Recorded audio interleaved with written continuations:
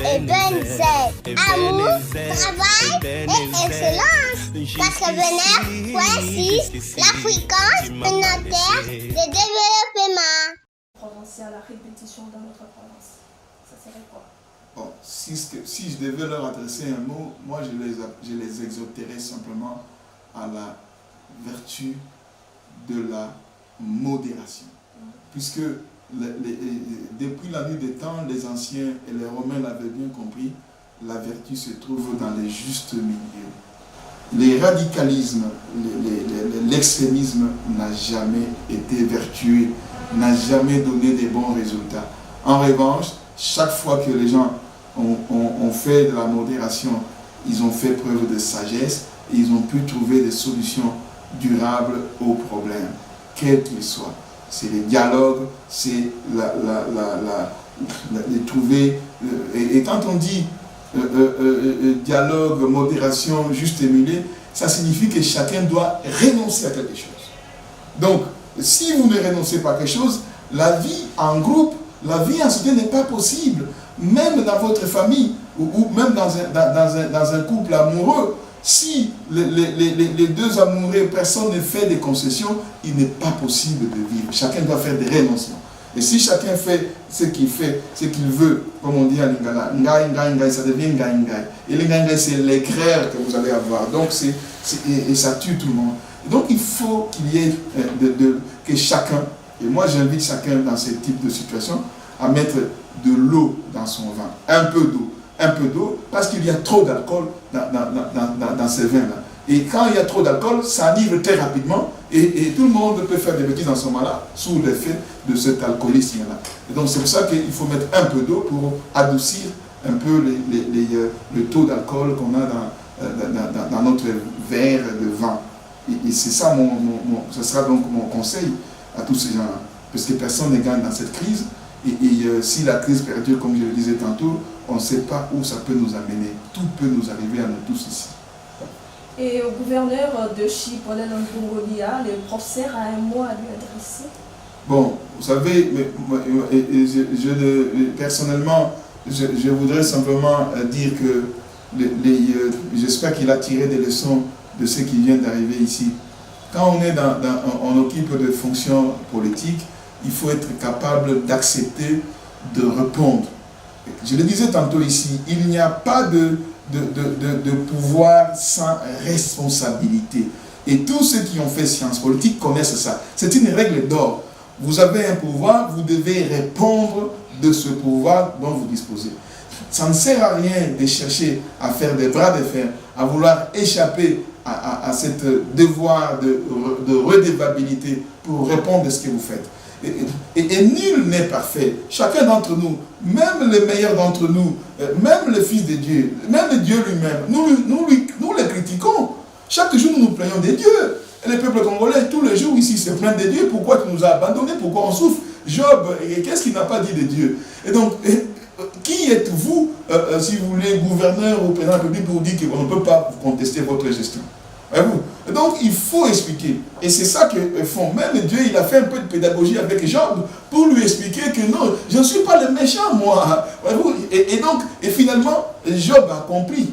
Dieu se serait dit, non, moi, je ne fais pas ça. Et donc, ce que je demande au gouverneur, peut-être que c'est trop tard maintenant, mais il faut avoir le courage de pouvoir répondre, expliquer. Peut-être qu'il y a des malentendus, puisqu'il y a des choses que les gens entendent à gauche, à droite, des rumeurs, les gens croient que.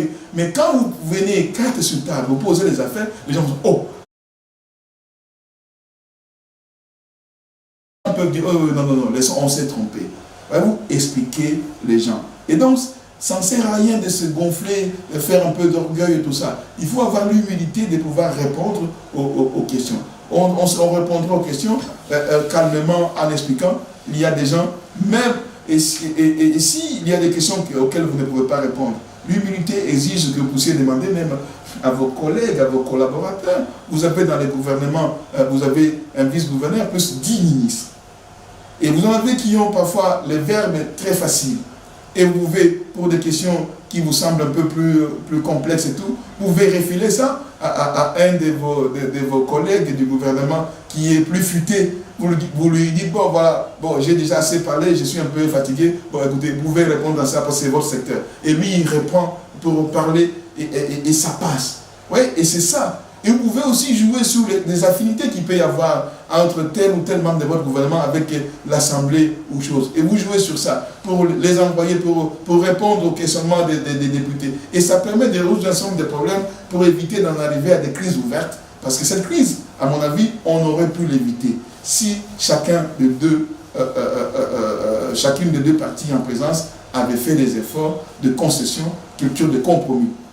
Et ce qui fait la force, et vous savez, c'est par là que je finirai.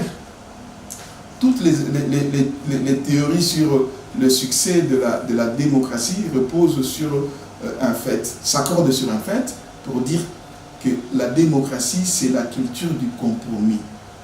Et qu'est-ce qui permet qu'il y ait une culture du compromis? C'est le fait que chacun se rend compte qu'il a quelque chose à perdre. Et donc, on est dans le compromis, dans la culture du compromis. Et c'est pour ça que vous allez voir quelqu'un comme Robert Dahl, par exemple, ou d'autres développementalistes, David Apter, ils vont dire que lorsqu'il y a prospérité générale dans une société, tout le monde a quelque chose. Vous avez, chacun peut prendre un coca quand il en a envie, chacun peut faire ci. Et lorsqu'il y a un problème, on ne va pas casser la baraque. Parce qu'on sait que moi, je peux aussi perdre quelque chose. J'ai quand même mon coca, je risque de le perdre. Alors, on va faire des compromis. Et donc, eux, ils disent que la prospérité qui se généralise, ça permet la culture du compromis. Et c'est cette culture du compromis qui permet qu'il y ait la démocratie qui s'installe. Et donc, peut-être que nous devions repenser notre société pour aller vers cette direction-là. Et professeur, on va terminer par là, à ceux-là qui se préparent déjà comme finir locataire du gouvernorat de la Tchopo. Professeur Maindo, vous pouvez leur prodiguer un petit conseil au sujet des relations qu'ils doivent entretenir avec les élus provinciaux. Alors, c'est que moi, je pourrais leur dire, première chose d'abord, avant de vous engager, demandez-vous d'abord ce qui s'est passé avec vos prédécesseurs. Il y a un adage populaire, une chanson populaire qui dit « Aime une femme qui est veuve, mais pas une femme divorcée. » Parce qu'une femme divorcée, je ne sais pas pourquoi l'autre homme s'est débarrassé de cette dame-là. Et donc, quand vous allez prendre une divorcée, il faut vraiment, ou un divorcé, il faut poser beaucoup de questions. Il vaut mieux chercher un veuf ou une veuve. Et donc, c'est ce que je leur dirais, réfléchissent beaucoup. Peut-être qu'ils devraient attendre qu'il y ait une nouvelle législature pour avoir de nouvelles personnes qui arrivent à l'Assemblée pour pouvoir manifester leurs intentions.